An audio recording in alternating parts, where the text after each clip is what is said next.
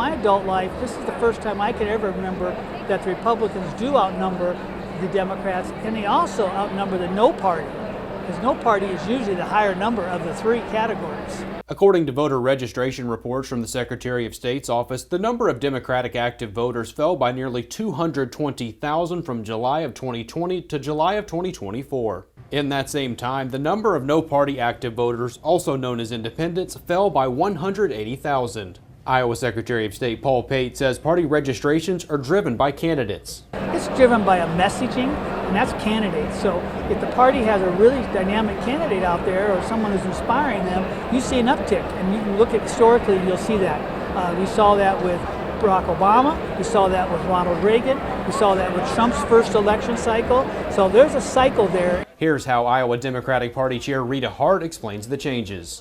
You know, it's hard to tell, but I think that it's no surprise to anyone that that the Republicans have some momentum around a personality. While Iowans have favored Republican candidates in the last 8 years, Pate says that can always change. They may have a dynamo that they pull out here in the near future that will shift it right back, and it doesn't take long. Seriously, 4 or 6 years, you can shift it right back the other way if you have the right candidates and the right message. With the change on the Democratic presidential ticket, Hart says enthusiasm is growing. There are so many people, new people that are stepping up and wanting to volunteer, younger people and people that are just simply excited about the surge that we're seeing here of popularity in this top of the ticket.